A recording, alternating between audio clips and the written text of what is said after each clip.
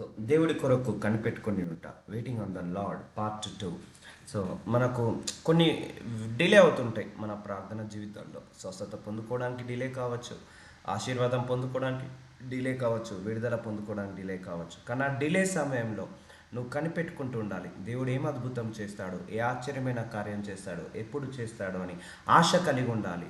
ఆశతో దేవుణ్ణి వెతకాలి. ఎప్పుడైనా ఆశతో దేవుణ్ణి వెంబడించాలి. ఆశతో దేవుణ్ణి ఏంటిది వెంబడించాలి, కనిపెట్టుకొని ఉండాలి. సో దేవుడి కొరకు మనము కనిపెట్టుకొని ఉండాలి. ఏ ద్వారం ఎప్పుడు ఓపెన్ చేస్తాడో, ఎప్పుడు ఎలా ఆశీర్వదిస్తాడో, ఎప్పుడు మనల్ని మహిమపరుస్తాడో, ఎప్పుడు మనల్ని ఆశ్చర్యపరుస్తాడో కనిపెట్టుకొని ఉండాలి. సో చాలామంది ప్రార్థన డిలే అవుతున్న సమయంలో వచ్చే నష్టాలు చెప్తాను. అవిశ్వాసంలో పడిపోతారు, డిసప్పాయింట్ అవుతారు, డిమోటివేట్ అవుతారు, డిప్రెషన్లోకి వెళ్ళిపోతారు. దేవుడి మీద అపనమ్మకం పెరుగుతుంటుంది. ఇక దేవుడు నా ప్రార్థన విన్నాడు, ఇక నా లైఫ్ ఇంతేనేమో అని ఒక డిసిషన్కి వస్తారు. సో అపనమ్మకం పెరుగుతుంది, దేవుడి మీద అల్ప విశ్వాసం పెరుగుతుంది. సో ఇవన్నీ జరిగే నష్టాలు, దారి తప్పిపోవచ్చు. ఈ దేవుని కాక ఇంకా ఇతర దేవుళ్ళను వెంబడించవచ్చు. ఈ సాంప్రదాయం కాక ఇతర సాంప్రదాయాలను వెంబడించవచ్చు. మనుషుల మాట వినొచ్చు, మనుషులను నమ్ముకోవచ్చు దేవుణ్ణి వెంబడించడం కంటే. సో ఇవన్నీ జరిగే నెగిటివ్ పాయింట్స్ ఈ వెయిటింగ్ పీరియడ్లో. కానీ దేవుడు ఏమంటాడంటే ఆ వెయిటింగ్ పీరియడ్లో మనల్ని ప్యూరిఫై చేస్తా అంటాడు. ఇంకా మనల్ని వాక్యంలో ఎదిగేలాగా, దేవుళ్ళు ఎదిగేలాగా, ఇంకా జ్ఞానములు ఎదిగేలాగా, తెలివిలు ఎదిగేలాగా, ఆత్మలు ఎదిగేలాగా, ఇంకా మందిరానికి ఎక్కువసేపు వెళ్ళేలాగా, వాక్యం ఎక్కువగా వినేలాగా, ఇంకా దేవుణ్ణి ఎక్కువగా తెలుసుకునేలాగా ఆ వెయిటింగ్ పీరియడ్లో దేవుడు సాయం చేస్తాడు మనందరికీ కూడా. సో అందుకే స్టిక్ విత్ గాడ్ ఓన్లీ. దేవుడి కోసం కనిపెట్టుకుంటూ ఉండు. ఆయన సమాధానం కోసం, ఆయన సాక్ష్యం కోసం కనిపెట్టుకుంటుండు. కానీ దారి తప్పిపోకు, తొలగిపోకు. సో దేవుడు ఏ అద్భుతమైనా చేయగలుగుతాడు. నువ్వు అడిగేది ఏదో గట్టిగా పట్టుకొని అడుగు. నువ్వు అడిగిన దాన్ని గట్టిగా పట్టుకో. దేవుడు దాంట్లో నుంచి మహిమ తీసుకొస్తాడు. సో దేవుడి కొరకు కనిపెట్టుకొని ఉండటంలో కూడా ఆశీర్వాదాలు ఉన్నాయి.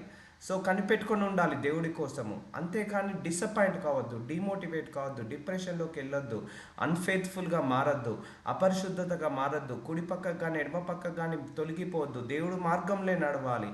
ఆయన కోసం కనిపెట్టుకొని ఉండాలి. డిలే అయినా కూడా ఆయన సమాధానం ఇస్తాడు, సాక్ష్యం ఇస్తాడు, నా ప్రార్థనకు జవాబిస్తాడని నమ్మకంతో దేవుణ్ణి గట్టిగా ఆయన పాదాలను పట్టుకొనే ఉండాలి మనము.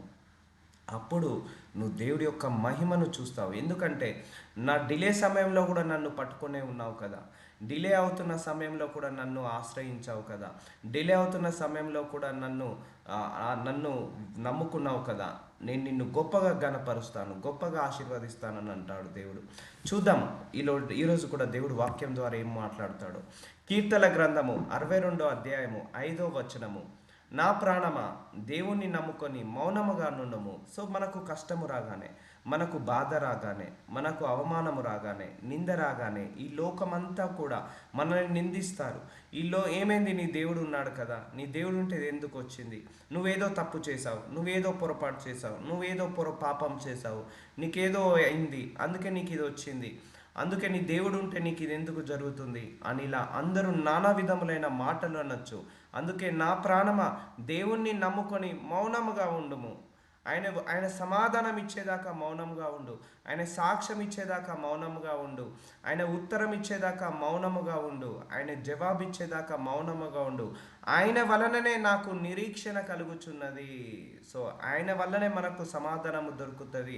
ఆయన వల్లనే మనకు ఆ ఆశీర్వాదం దొరుకుతుంది. ఆయన వల్లనే మనము మనం ఏదైతే వేచి ఉన్నామో సాక్ష్యము, సమాధానము, ప్రశ్నకు జవాబు అన్నీ కూడా ఆయన ద్వారానే దొరుకుతుంది. సో ఆయనే మనకు నిరీక్షణ కలుగుచున్నది. ఆ నిరీక్షణ అంటే ఆ వెయిటింగ్ ఇచ్చేది కూడా దేవుడే. మనము కృంగిపోకుండా, కృషించిపోకుండా మనకు ఆ హోప్ అనేది క్రియేట్ చేసి మనల్ని వెయిట్ చేపిస్తుంటా అంటాడు దేవుడు. అందుకే నీ కష్టకాలంలో, నీ నష్టకాలంలో, నీ బాధ కాలంలో, నీ అవమాన కాలంలో, నీ పరీక్ష కాలంలో నువ్వేం చేయాలి? దేవుణ్ణి నమ్ముకొని ఎలా ఉండాలి? మౌనముగా ఉండాలి. ఎవరికి సమాధానం చెప్పకు, ఎవరికి సాక్ష్యం చెప్పకు, ఎవరికి కూడా నువ్వు బతిమాలాడకు. ఎందుకంటే నువ్వు మౌనంగా ఉండు, దేవుడే కార్యం చేసి పెడతాడు. చాలామంది అంటారు, నువ్వు దేవుడే ఉంటే నీకు ఎందుకు ఈ కష్టం వచ్చింది, దేవుడే ఉంటే ఎందుకు నీకు ఈ నష్టం వచ్చింది, దేవుడే ఉంటే ఈ బాధ ఎందుకు వచ్చింది. అయినా కూడా మౌనముగా ఉండు. దేవుడే సమాధానం ఇస్తాడు, దేవుడే సాక్ష్యం ఇస్తాడు, దేవుడే అందరి నోటికి తాళం వేస్తాడు. నా ప్రాణమా దేవుణ్ణి నమ్ముకొని మౌనంగా ఉండు, మౌనంగా కనిపెట్టుకొని ఉండు.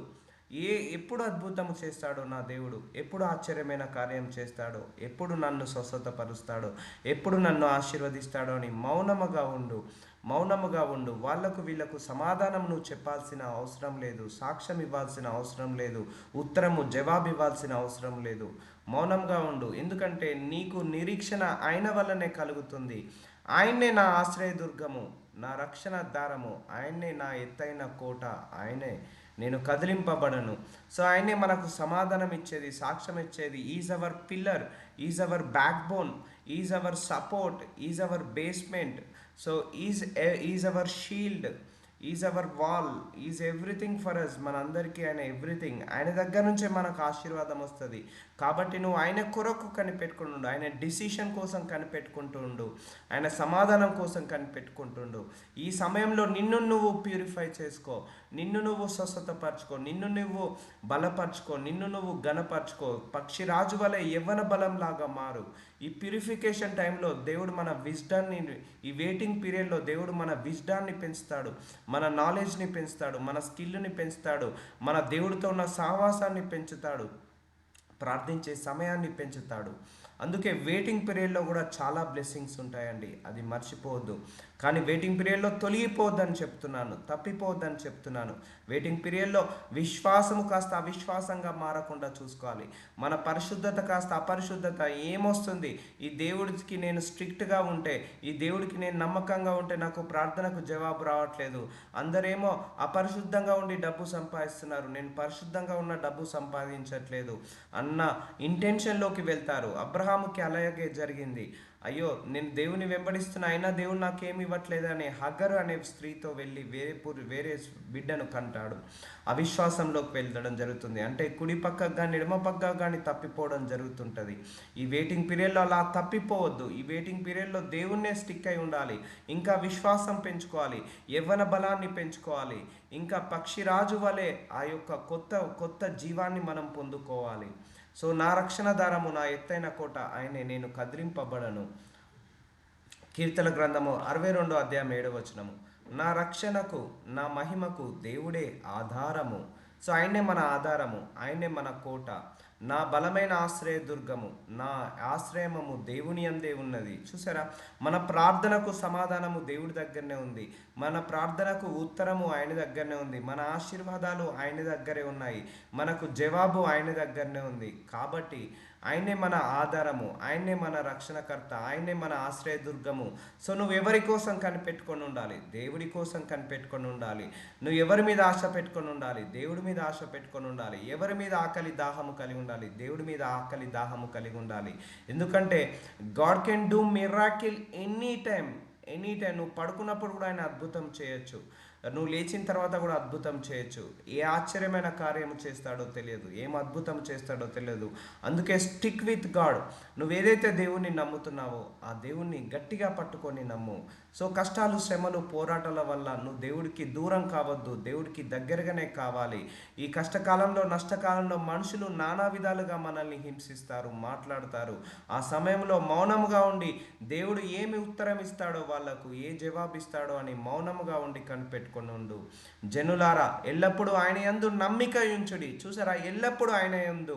నీ కష్టంలో నమ్మిక ఉంచు, సుఖంలో దేవుణ్ణి నమ్మిక ఉంచు. నువ్వు లాభంలో ఉన్నప్పుడు దేవుణ్ణి నమ్మిక ఉంచు, నష్టంలో ఉన్నప్పుడు ఇంకెక్కువగా నమ్ము, కష్టాల్లో ఉన్నప్పుడు ఇంకెక్కువగా నమ్ము, బాధలో ఉన్నప్పుడు ఇంకెక్కువగా నమ్ము. సో నమ్మకము ఆయన యందు ఎల్లప్పుడూ కూడా. నీ స్థితి ఎలా ఉన్నా, నీ పరిస్థితి ఎలా ఉన్నా, నీకు ఎలాంటి కష్టాలున్నా, ఎలాంటి బాధలున్నా, ఎలాంటి ఇబ్బందులున్నా, ఎలాంటి ఇరుకులున్నా, ఎలాంటి సంతోషాలున్నా, ఎలాంటి ఆనందం ఉన్నా, నువ్వు దేవుడి మీద ఎల్లప్పుడూ నమ్మిక మాత్రం ఉంచు.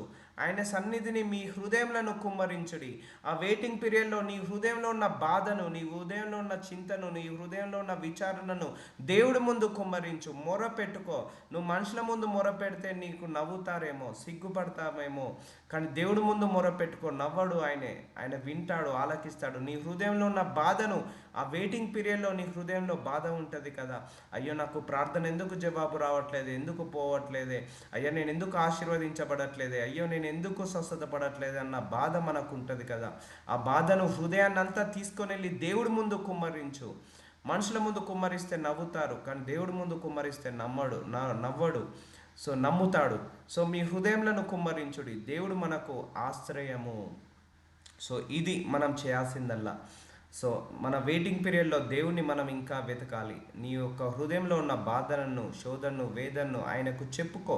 నీ కష్టం గురించి చెప్పుకో, నీ అవసరం గురించి చెప్పుకో, నీ బాధ గురించి చెప్పుకో, నీ అనారోగ్య సమస్యల గురించి చెప్పుకో.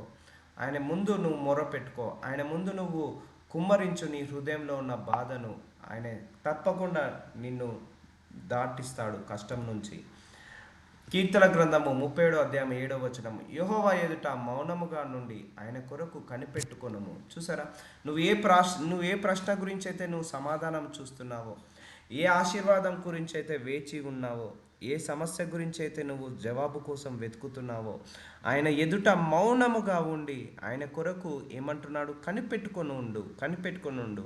తన మార్గము వర్ధిల్లు వాణ్ణి చూచి వ్యసన పడకు. ఇది కొంతమంది ఆశీర్వదించబడతారు మనకు కనిపెట్టే సమయంలో. కొంతమంది మనకంటే స్పీడ్గా పరిగెత్తచ్చు, మనకంటే ముందుగా ఆశీర్వదించబడవచ్చు. అలాంటి వాళ్ళను చూసి వ్యసన పడకు. తన మార్గము వర్ధిల్లు వాణ్ణి, ఒకవేళ అన్యజనులు కావచ్చు, స్వజనులు కావచ్చు. కొంతమంది ఆశీర్వదించబడుతున్నారు, అయ్యో దేవుని నమ్ముకోకపోయినా వాళ్ళు ఆశీర్వదించబడుతున్నారే, అయ్యో వాళ్ళు అన్యాయాలు అక్రమాలు చేసైనా కూడా వాళ్ళు డబ్బు సంపాదిస్తున్నారే, వాళ్ళు బ్లెస్ అవుతున్నారే. అలాంటి వాళ్ళను చూసి నువ్వు వ్యసన పడకు. దురాలోచనలు నెరవేర్చుకొని వాడిని చూసి వ్యసన పడకు. చూసారా, దురాలోచనలు చేసి, దుర్బుద్ధులు చేసి, ఈ వెయిటింగ్ పీరియడ్లో అయ్యో నాకు సమాధానం వస్తలేదే, నేను నీతిగా ఉండి ఏమీ లాభము, అయ్యో నాకు సాక్ష్యం వస్తలేదే, నేను పరిశుద్ధంగా ఉండి ఏమీ లాభము, అయ్యో నాకు జవాబు రావట్లేదే, నేను పవిత్రంగా ఉండి ఏమి లాభము. వాళ్ళు అన్యాయంగా ఉంటున్నారు, అయినా వాళ్ళు సంతోషంగా ఉన్నారు. వాళ్ళు అక్రమాలు చేస్తున్నారు, అయినా ఆనందంగా ఉన్నారు. వాళ్ళు మోసాలు చేస్తున్నారు, అయినా వాళ్ళు బలంగా ఉన్నారు అని అలాంటి వాళ్ళను చూసి నువ్వు వ్యసన పడకు. అలాంటి వాళ్ళను చూసి నువ్వు బాధపడకు. ఎందుకంటే వెయిటింగ్ పీరియడ్లో దేవుడు మనందరినీ కూడా ఇంకా నీతిమంతులుగా మారుస్తాడు, పరిశుద్ధులుగా మారుస్తాడు, విశ్వాసులుగా మారుస్తాడు, మనకు యవ్వన బలాన్ని తీసుకొచ్చిస్తాడు. అలాంటి వాళ్ళు త్వరగా నశించిపోతారు. దేవుడిచ్చిన ఆశీర్వాదంలో ఆ ప్లస్సే ఉంటుంది కానీ మైనస్ ఉండదు.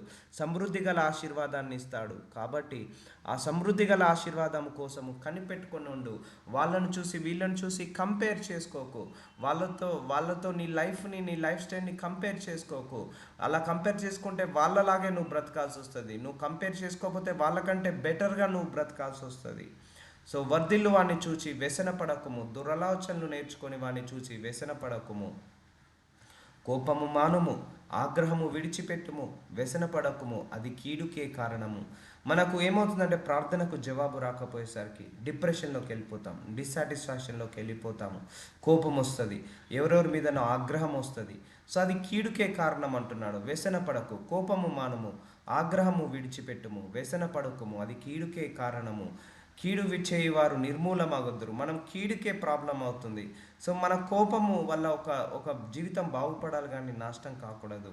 సో ఆగ్రహము విడిచిపెట్టాలి ఈ సమయంలో. ఎందుకంటే వెయిటింగ్ పీరియడ్లో ఇవన్నీ జరుగుతాయి. డిసప్పాయింట్ అవుతాం, డిమోటివేట్ అవుతాం, గట్టిగా అరుస్తాము, లేకపోతే ఇతరుల మీద మనము బ్లేమ్ చేస్తుంటా అంటాము, ఇతరులను మనం కసురుకుంటా అంటాము, తిడుతుంటా అంటాము, ఆగ్రహం తెచ్చుకుంటా అంటాము.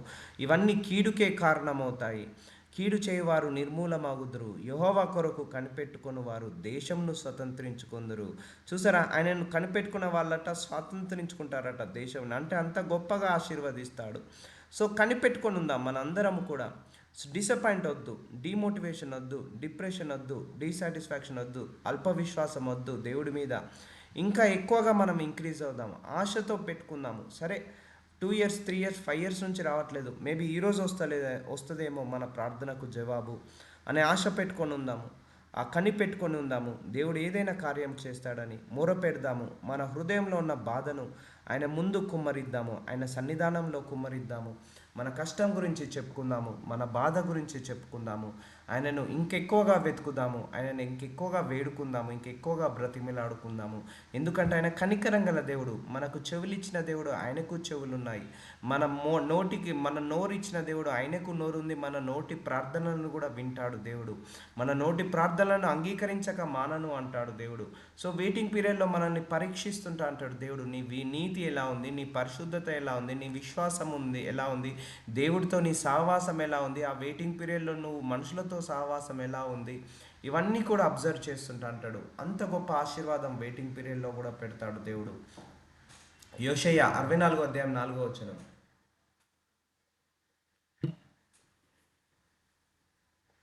తన కొరకు కనిపెట్టు వాని విషయమై నీవు తప్ప తన కార్యము సఫలము చేయు మరి ఏ దేవునిని ఎవడు నేనే కాలమును చూడి ఉండలేదు.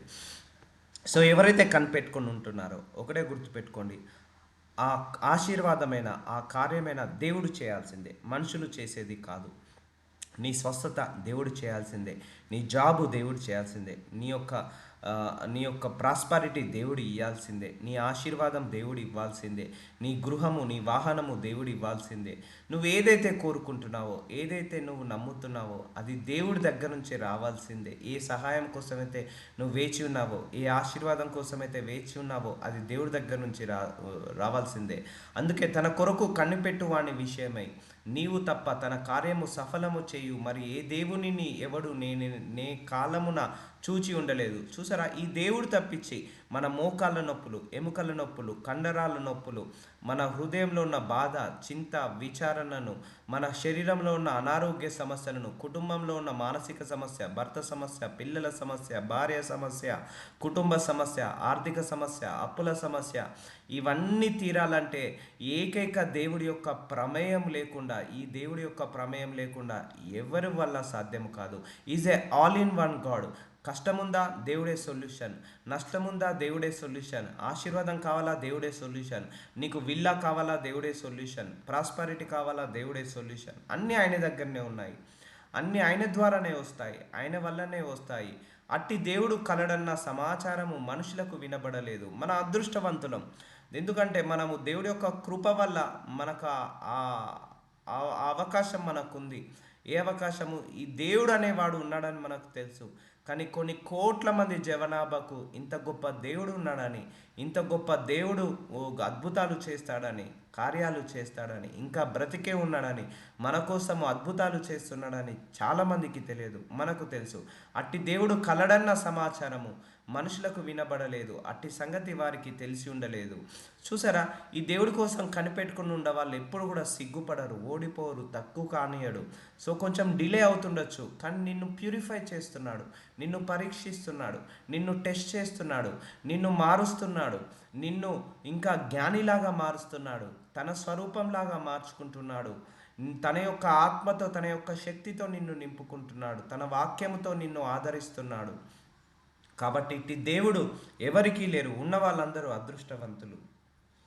సో నీ మార్గములను బట్టి నిన్ను జ్ఞాపకము చేసుకొనుచు సంతోషముగా నీతిని అనుసరించు వారిని నీవు దర్శించుచున్నావు. చూసారా, దేవుడు మనందరినీ దర్శిస్తాడు. ఎప్పుడు నీ కష్టకాలంలో కూడా నువ్వు దేవుడిని నమ్ముతానో చూసావా, అది దర్శిస్తాడు దేవుడు. నీ నష్టకాలంలో కూడా నువ్వు విశ్వాసంతో ఉంటావు చూసావా, అది దర్శిస్తాడు దేవుడు. నువ్వు బాధలో కూడా నువ్వు దేవుణ్ణి పట్టుకొని ఉన్నావు చూసావా, అది నీకు దేవుడు దర్శనం కలుగుతుంది. చిత్తగించము, నీవు కోపపడితేవి, మేము పాపులమైతిమి, బహుకాలం నుండి పాపంలో పడి ఉన్నాము, రక్షణ మాకు కలుగునా. చూడండి, మనం ఎన్నో తప్పులు, ఎన్నో పొరపాట్లు, ఎన్నో దోషాలు, ఎన్నో పాపాలు చేస్తున్నా కూడా ఆయన బహుకాలం నుండి మనల్ని రక్షణ కలిగిస్తాడు. ఆ విషయంలో డౌట్ లేదండి. ఆయన క్షమించే దేవుడు, కనికరించే దేవుడు, ఆదరించే దేవుడు, సమాధానపరిచే దేవుడు, సాక్ష్యాలు ఇచ్చే దేవుడు. మేమందరం అపవిత్రుల వంటి వారమైతిమి, మా నీతి క్రియలన్నీ మురికి గుడ్డ వలె. చూసారా, మన నీతి క్రియలన్నీ దేవుడి దృష్టికి మురికి గుడ్డ. సో దేవుడి దృష్టికి ఏ ఒక్కడు అపవిత్రుడు లేడు, ఏ ఒక్కడు కూడా పరిశుద్ధుడు లేడు, ఏ ఒక్కడు కూడా నీతిమంతుడు లేడు. కానీ ఆయన కృప చొప్పున, ఆయన కనికరం చొప్పున, ఆయన మహిమ చొప్పున, ఆయన ఆశ్చర్యమైన సంగతుల కార్యాల చొప్పున, ఆయన వాక్యము చొప్పున, ఆయన నామానికి ఉన్న గొప్పతనము చొప్పున మనలందరినీ కూడా ఏం చేస్తున్నాడు? బ్లెస్ చేస్తున్నాడు, ఆశీర్వదిస్తున్నాడు. అపత్రవలం అంటే మా నీతి క్రియలను మురికి గుడ్డ వలె నాయను, మేమందరం ఆకు వలె వాడిపోతిమి, గాలివాన కొట్టుకొని పోనట్లు మా దోషములు మమ్మల్ని కొట్టుకొని పోయాను. సో ఎన్ని బాధలు, ఎన్ని ఇబ్బందులు వచ్చినా కూడా నువ్వు దేవుని కనిపెట్టుకొని ఉండు. ఒకవేళ తెలుసో తెలియక తప్పులు పొరపాటు చేస్తే, అయ్యో నేను ఈ తప్పు చేశానే, నేను ఈ పొరపాటు చేశానే, ఈ పాపాన్ని చేశానే, దేవుడు నా ప్రార్థన వినడేమో, నా ప్రార్థనకు జవాబు రాదేమో, ఈ పాపం చేశానే, దేవుడు నాకు ఉత్తరం ఇవ్వడేమో, అలాంటి డౌట్ ఏమి వద్దు. ఆయన కృప మహా గొప్పది, ఆయన కనికరం మహా గొప్పది. మనం ఎన్ని తప్పులు, పొరపాట్లు, దోషాలు తెలిసి కానీ తెలియక కానీ చేసినా కూడా వాటన్నిటినీ క్షమించేసి ఆయన నిన్ను ఆదరిస్తాడు, నిన్ను మందలిస్తాడు, నిన్ను దర్శిస్తాడు, నిన్ను కాపాడుతాడు, నిన్ను ఆదుకుంటాడు, సహాయం చేస్తాడు. సో ఆ విషయంలో ఆయన డౌట్ లేదు. ఆయన తండ్రి యొక్క గుణం ఏంటిదండి? కోపం వచ్చినప్పుడు ఒక మాట అంటాడు, తర్వాత కోపం తగ్గాక దగ్గర తీసుకుంటారు. ఆయన గుణం కూడా అలాంటిదే. ఆయన గుణమే మనకి ఇచ్చాడు. ఒక తల్లి తండ్రి గుణం ఏంటిది? కోపం రాగానే ఒక మాట అంటారు, తర్వాత అని మనమే ఆహారం పెట్టి వాళ్ళని దగ్గరే తీసుకుంటాము. అలాగే ఆయన గుణం కూడా అంతే. కోపం వచ్చినప్పుడు ఒక చిన్న మాట అనొచ్చు, ఒక దండించవచ్చు, లేకపోతే ఒక శ్రమ పెట్టొచ్చు. దాని తర్వాత ఆయనే మనల్ని ఆదరిస్తాడు, కౌగిలించుకుంటాడు, హత్తుకుంటాడు. మనందరము కూడా ఆయనకి ఇష్టమైన బిడ్డలము.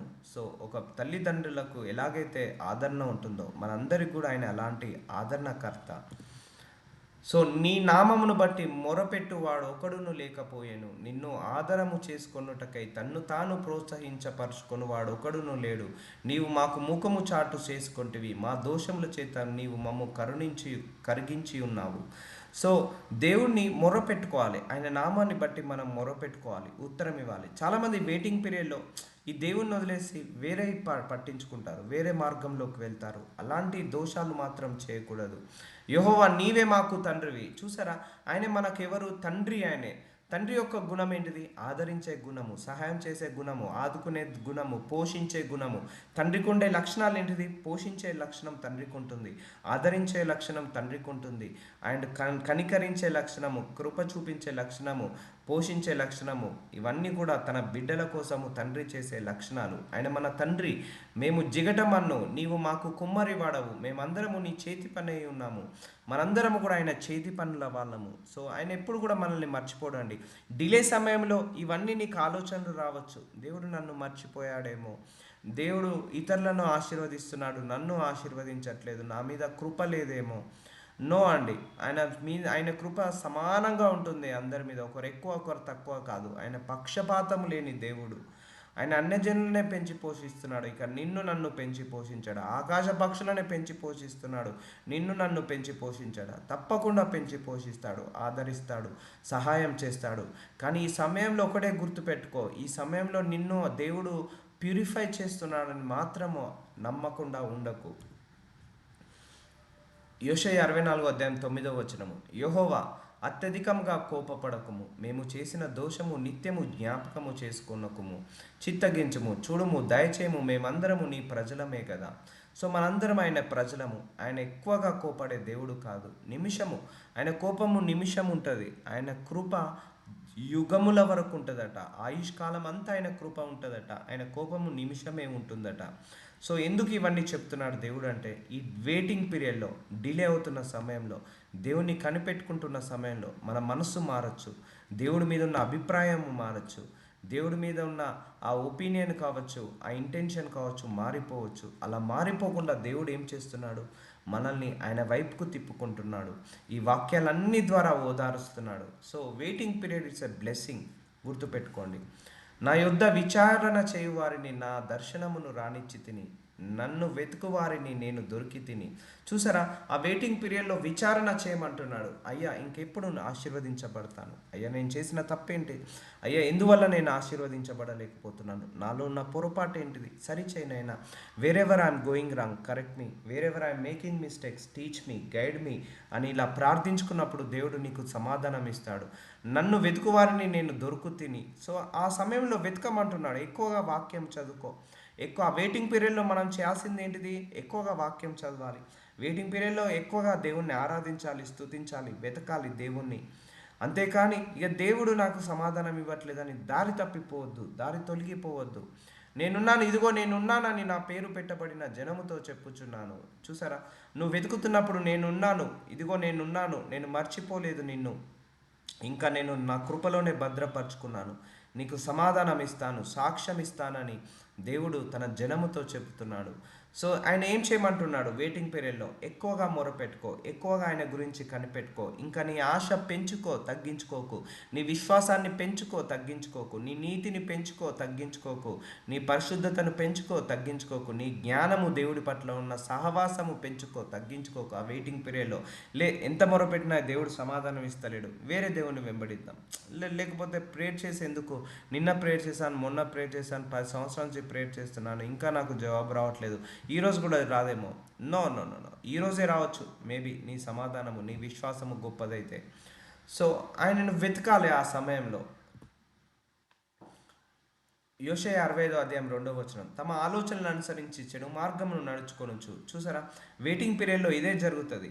ఇప్పుడు అబ్రహాం యొక్క మైండ్ సెట్ మారిపోయిందా, సారా యొక్క మైండ్ సెట్ మారిపోయిందా? వెయిటింగ్ పీరియడ్లో దేవుడు వాగ్దానం ఇచ్చాడు, నీకు సారాయితో పిల్లలు ఇస్తానని. సారా ఏం చేసింది? నీకు వేరే వేరే ప్లాన్ ఇచ్చింది, ప్లాన్ బి ఇచ్చింది. దేవుడు ఒక ప్లాన్ చెప్తే సారా ఇంకొక ప్లాన్ ఇస్తుంది, ఆ ప్లాన్ ప్రకారం వెళ్తుంది. సో నెక్స్ట్ మార్గం వెళ్ళిపోతుంటారు అబ్రహాము సారాయి. సో ఈ వెయిటింగ్ పీరియడ్లో నేను నీతిగా ఉంటే తప్ప నాకేమొస్తుంది? అవినీతిగా మారుదాము. నేను పరిశుద్ధంగా ఉంటే తప్ప ఏమొస్తుంది? అపరిశుద్ధంగా మారుదాము. నేను నిజాయితీగా ఉంటే తప్పేమో ఏమొస్తుంది? నేను అందరిలాగానే మోసగాడిగా మారిపోదాము. ఇలాంటి ఆలోచనలు రాకుండా, కుడి పక్కకు కానీ ఎడమ పక్కకు కానీ తప్పిపోకుండా తమ ఆలోచనలు అనుసరించి చెడు మార్గము నడుచుకొనుచు లోబడనొల్లని ప్రజల వైపు దినమంతయు నా చేతులు చాపుచున్నాను. సో ఇలాంటి వారిగా మనం మారద్దు. సో కీడుకు ప్రతి కీడు చేసుకొనవద్దు. యెహోవా కొరకు కనిపెట్టుకొనుము, ఆయన నిన్ను రక్షించును. చూసారా, ఈ సమయంలో కీడుకి ప్రతి కీడు చేయొద్దు, కోపగించుకోవద్దు, ఆగ్రహించుకోవద్దు. యెహోవా కొరకు కనిపెట్టుకో. నీ ఆశీర్వాదం కోసం కనిపెట్టుకో, నీ హీలింగ్ కోసం కనిపెట్టుకో, నీ డెలివరెన్స్ కోసం కనిపెట్టుకో, నీ ప్రాస్పారిటీ కోసం కనిపెట్టుకో, నీ ఉద్యోగం కోసం కనిపెట్టుకో, నీ పిల్లల మంచి భవిష్యత్తు కోసం కనిపెట్టుకో. ఆయన కొరకు కనిపెట్టుకో, కీడుకి ప్రతి కీడు చేసుకోవద్దు. ఆయన కొరకు కనిపెట్టుకో, ఆయన నిన్ను రక్షించును. సో తప్పకుండా రక్షిస్తాడు. So waiting on the God, it's a blessing. అది మాత్రం మర్చిపోవద్దండి. ఆదికాండము 49 అధ్యాయము 18 వచనము, యెహోవా నీ రక్షణ కొరకు కనిపెట్టుకొని ఉన్నాను. సో కనిపెట్టుకొని ఉండాలి. ఆయన రక్షణ కోసం, ఆయన ఆశీర్వాదం కోసం, ఆయన సాక్ష్యం కోసం, ఆయన సమాధానం కోసం, ఆయన ఆశీర్వాదాల కోసం, ఆయన హీలింగ్ కోసం, ఆయన డెలివరెన్స్ కోసం, ఆయన ప్రాస్పారిటీ కోసం, ఆయన మనీ బ్లెస్సింగ్ కోసం నువ్వు కనిపెట్టుకొని ఉండాలి. కీర్తన గ్రంథము 31 అధ్యాయం 24 యెహోవా కొరకు కనిపెట్టుకుని వాళ్ళారా, మీరందరూ మనస్సున ధైర్యము వహించి నిబ్బరముగా నుండి, భయపడకండి, నిబ్బరంగా ఉండండి, ధైర్యంగా ఉండండి. ఆయన అద్భుతం చేస్తాడు, ఏదో ఒక సందర్భంలో ఏదో ఒక కార్యం చేస్తాడు. యెహోవా కొరకు కనిపెట్టుకుని వారలారా, నువ్వు దేని గురించి కనిపెట్టుకుని ఉంటున్నావు? నీ బిజినెస్ గురించా, నీ వీసా గురించా, నీ జాబ్ గురించా, నీ హీలింగ్ గురించా? దేనికోసం కనిపెట్టుకుంటున్నావో అలాగే కనిపెట్టుకొని ఉండు. మనసున ధైర్యం తెచ్చుకో, నిబ్బరంగా ఉండు. ఆయన కార్యం చేస్తాడు, ఆయన అద్భుతం చేస్తాడు, ఆయన కృప చూపిస్తాడు, ఆయన కనికరాన్ని చూపిస్తాడు, ఆయన సాక్ష్యం ఇస్తాడు, సమాధానం ఇస్తాడు. మౌనంగా ఉండే దేవుడు కాడు. కీర్తన గ్రంథము 40 అధ్యాయం 1 యెహోవా కొరకు నేను సహనముతో కనిపెట్టుకొంటిని, ఆయనే నాకు చెవియొగ్గి నా మొర ఆలకించెను. చూసారా, సహనము, patience is very very important. So waiting పీరియడ్లో మనం ఎలా ఉండాలి? ఓపికతో, సహనంతో ఉండాలి. తిట్టుకోవద్దు. అది మనకు సమాధానం రావట్లేదు, సాక్ష్యం రావట్లేదని కోపం తెచ్చుకోవద్దు, ఆగ్రహంలోకి వెళ్ళొద్దు.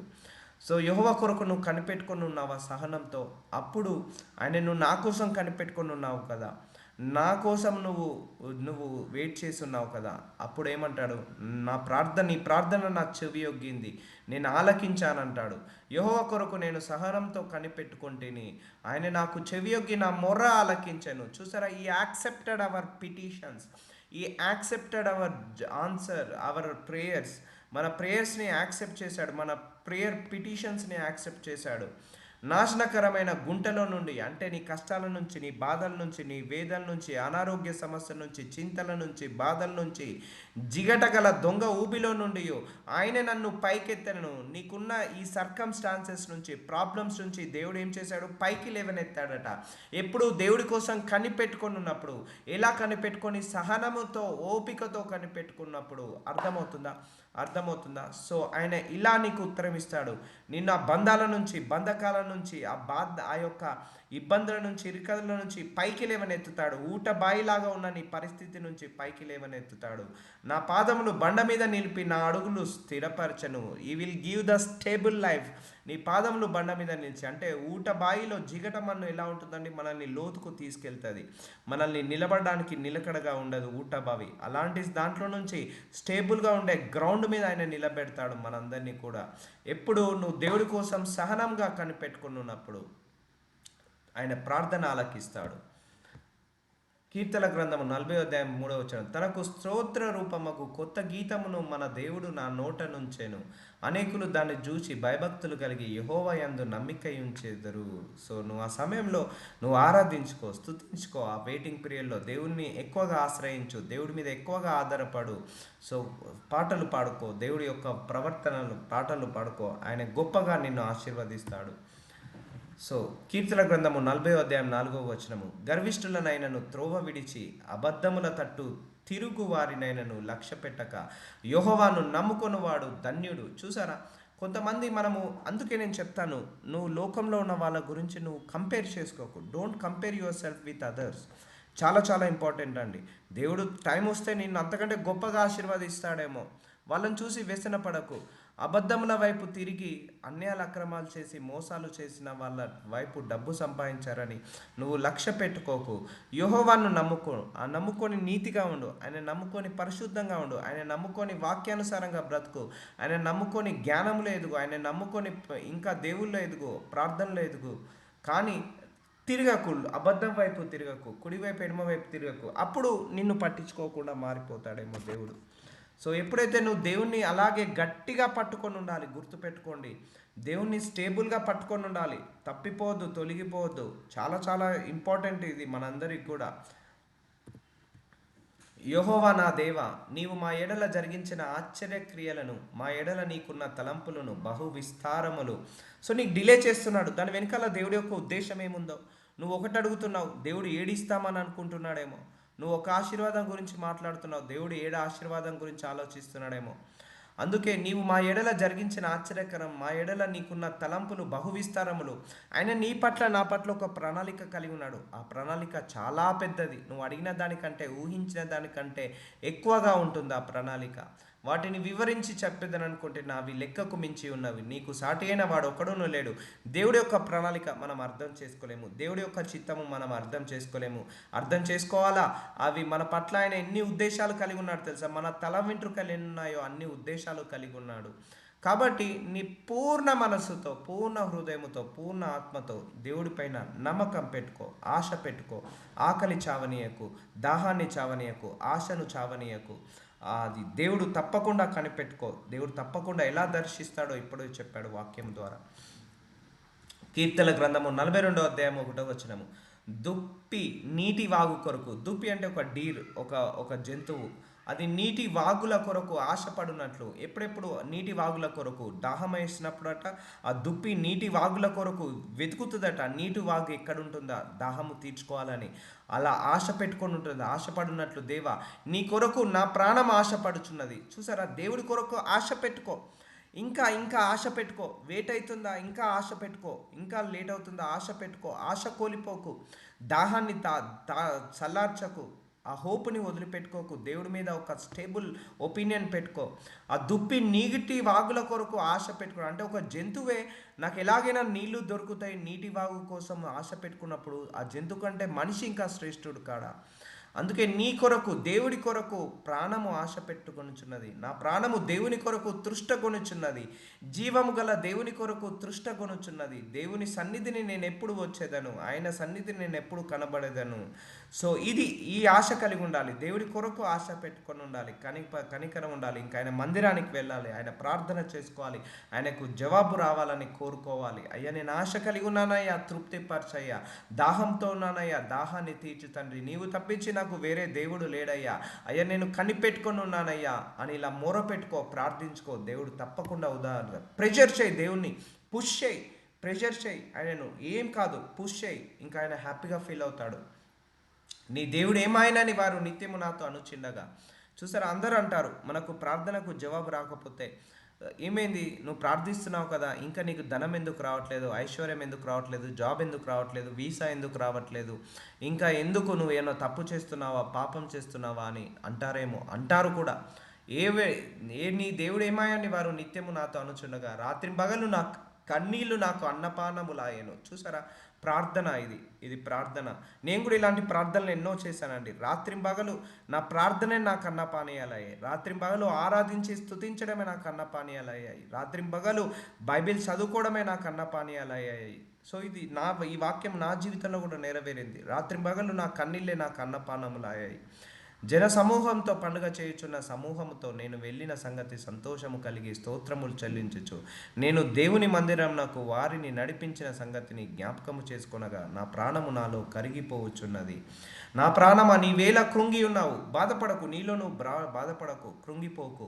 నాలో నీవేళ తొందరపడుచున్నావు, దేవుని అందు నిరీక్షణ ఉంచము. సో దేవుని అందు కనిపెట్టుకున్నాడు, తొందరపడకు. అందరినీ వాళ్ళని చూసి వీళ్ళని చూసి వ్యసనపడకు, వాళ్ళంటున్నారు వీళ్ళంటున్నారని బాధపడకు, తొందరపడకు, కృంగిపోకు, కృషించిపోకు. దేవుని యందు ఎలా ఉండంటున్నాడు, నిరీక్షణ ఉంచుము. ఆయనే నా రక్షణకర్త అనియు నా దేవుడని చెప్పుకొనుచు ఇంకను నేను ఆయనను స్తుతించదను. నీ కష్టకాలంలో, నీ బాధలో, నీ వేదనలో ఇంకా దేవుణ్ణి స్తుతించు, ఇంకా ఆరాధించు, ఇంకా ప్రేస్ చేయి, కనిపెట్టుకొని ఉండు, బలముతో ఉండు, ధైర్యంగా ఉండు, కృంగిపోకు, కృషించిపోకు, తొందరపడకు. దేవుడి కోసం నిరీక్షణ కలిగి ఉండు. ఆయన సమాధానం కోసం, ఆయన సాక్ష్యం కోసము, ఆయన ఆదరణ కోసం, ఆయన కనికరం కోసము, ఆయన ఇచ్చే ఉత్తరము కోసం నువ్వేం చేయాలి, కనిపెట్టుకొని ఉండాలి. ఇంకను నేను ఆయనను స్తుతించదను. ఆ వెయిటింగ్ పీరియడ్లో నువ్వేం చేయాలి, నీ బాధ్యత ఇంకా స్తుతించాలి. ఆ వెయిటింగ్ పీరియడ్లో ఇంకా నువ్వు స్ట్రెంగ్త్ కావాలి, స్పిరిచువల్గా స్ట్రెంగ్త్ కావాలి. ఆ వెయిటింగ్ పీరియడ్లో ఇంకా దేవుణ్ణి తెలుసుకోవాలి, ఇంకా దేవుణ్ణి ఇంకా ఎక్కువగా తెలుసుకోవాలి. సో కృంగిపోకు, నా ప్రాణమా నీవేళ కృంగి ఉన్నావు, నాలో నీవేళ తొందరపడుచున్నావు. నీలో నువ్వు తొందరపడకు, భయపడకు, బాధపడకు. ఆ దినము జనునిలాగ నందురు, ఇదిగో మనలను రక్షించునని మనము కనిపెట్టుకుని ఉన్న మన దేవుడు, మనను కనిపెట్టుకున్న యెహోవా ఈయనే. ఆయన రక్షణను బట్టి సంతోషించి ఉత్సహింతుము.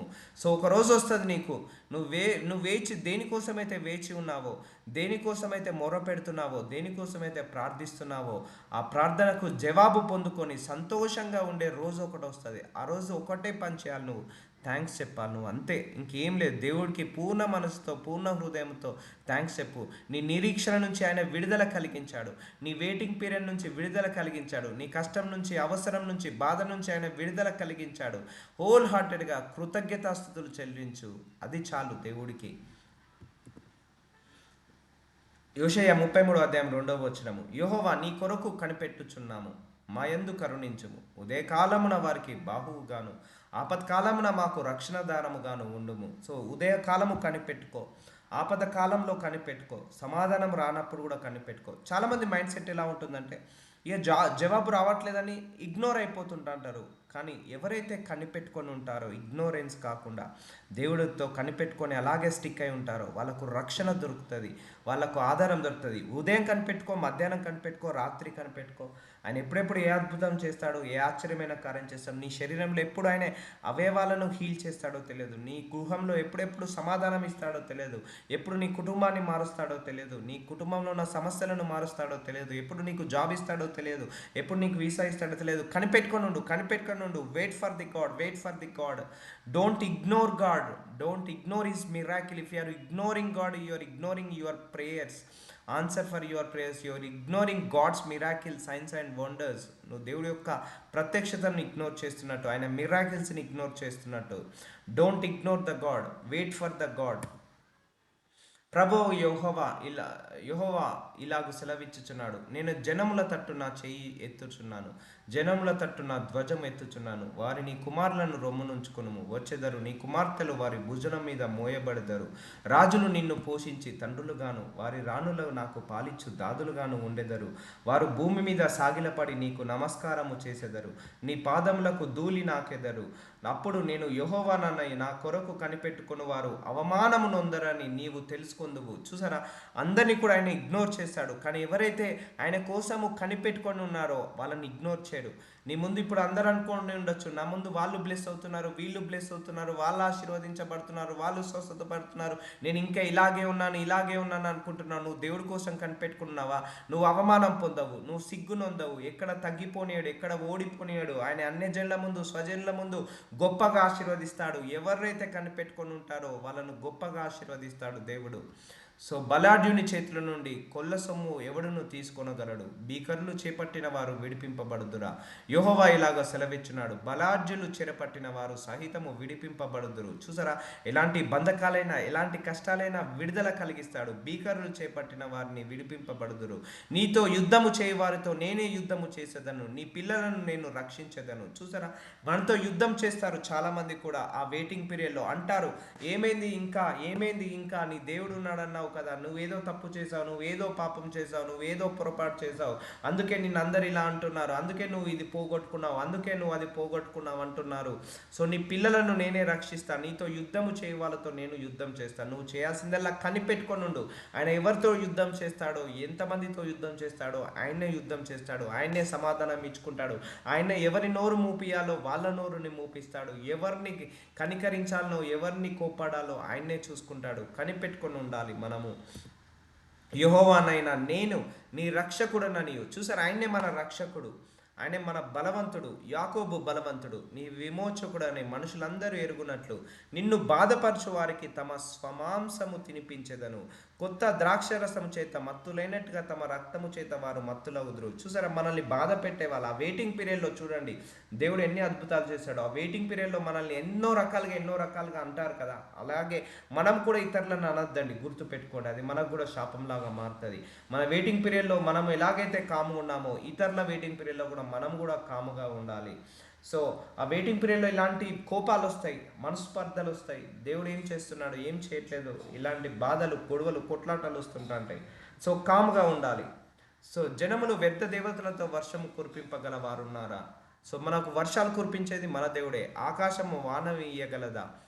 మీ దేవుడైన యెహోవా నీవే కదా దాన్ని దయచేయుచున్నావు. చూసారా, వర్షాలు కురిపించేది ఆయనే, ఎండలు కాపించేది ఆయనే, సముద్రాలు ఇంక చేసేది ఆయనే, అండ్ ఉప్పొంగించేలాగా చేసేది ఆయనే, నిన్ను నన్ను ఆశీర్వదించేది, బలపరిచేది, రక్షించేది, ఆదుకునేది, సాయం చేసేది ఆయనే. నీవే ఈ క్రియలన్నీ చేసినావు, నీ కొరకు మేము కనిపెట్టుచున్నాము. చూసారా, ఆయనే నీ అద్భుతాలు చేస్తున్నాడు, కార్యాలు చేస్తున్నాడు. ఆయన కొరకు మనందరం ఏం చేయాలి? కనిపెట్టుకొని ఉండాలి. చూసారా, నీకు వర్షం రావాలన్న దేవుడే. సో వర్షాన్ని కురిపించే సామర్థ్యం ఉన్న దేవుడు మన ప్రాబ్లంని తీయగలిగే సామర్థ్యం లేదా? ఉంది. వర్షాకాలంకి ఒక సమయం ఉన్నట్టు, ఎండాకాలంకి ఒక సమయం ఉన్నట్టు, వానాకాలానికి అండ్ చలికాలానికి ఒక సమయం ఉన్నట్టు దేవుడు కూడా మన ప్రార్థనకు కూడా సమాధానం ఇచ్చే ఒక సమయాన్ని పెట్టుకుని ఉన్నాడు. Wait for that day. వర్షాకాలం కోసం మనం ఎలాగైతే కనిపెట్టుకొని ఉంటామో, ఎండాకాలం కోసం ఎలాగైతే కనిపెట్టుకుంటామో, అలాగే నీ ప్రార్థన కోసం, నీ జవాబు కోసము కూడా కనిపెట్టుకొని ఉండు. వర్షమైతే ఏ సమయంలో వస్తుందో నీ జవాబు కూడా ఆయన ఇవ్వాల్సిన సమయంలో వస్తుంటుంది. కాబట్టి నువ్వు వెయిట్ ఫర్ ద గాడ్. యెహోవాని సైన్యములకు అధిపతి యెహోవాని ఆయనకు జ్ఞాపకార్థక నామము.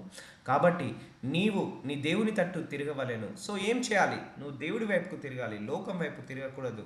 దేవుడు సమాధానం ఇవ్వట్లేదు, నా ప్రార్థనకు జవాబు ఇవ్వట్లేదని నువ్వు లోకం వైపు కాదు, మనుషుల వైపు కాదు, దేవుడి వైపుకు తిరగాలి. కనికరము న్యాయమును అనుసరించు, ఎడతెగక నీ దేవుని యందు నమ్మిక ఉంచుము. ఎడతెగక అంటే అన్స్టాపబుల్. సో నువ్వు స్టాప్ చేయొద్దు, ఆయన నమ్మడంలో స్టాప్ చేయొద్దు.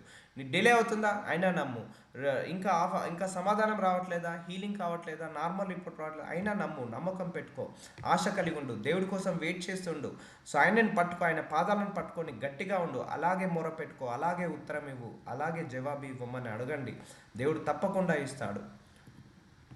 సో లార్డ్ జీసస్ నజరుడైన యేసయ్య, ఇదిగో తండ్రి, వాక్యం ద్వారా మా అందరితో మాట్లాడావు. Thank you so much my Lord. మీ గురించి ఎలా మొర పెట్టుకోవాలి, ఎలా కనిపెట్టుకొని ఉండాలి, ఎలా వెయిట్ చేసి ఉండాలని మాతో మాట్లాడినందుకు వందనాలు, స్తోత్రాలు తండ్రి. అయ్యా, మేము ఈ యొక్క వెయిటింగ్ పీరియడ్లో తప్పిపోకుండా, తొలగిపోకుండా మీ గురించి కనిపెట్టుకునే హృదయాన్ని, ఆ మనస్సుని మాకందరికీ దయచేయమని నజరుడైన యేసు నామంలో ప్రార్థిస్తున్నాము తండ్రి. ఆమేన్.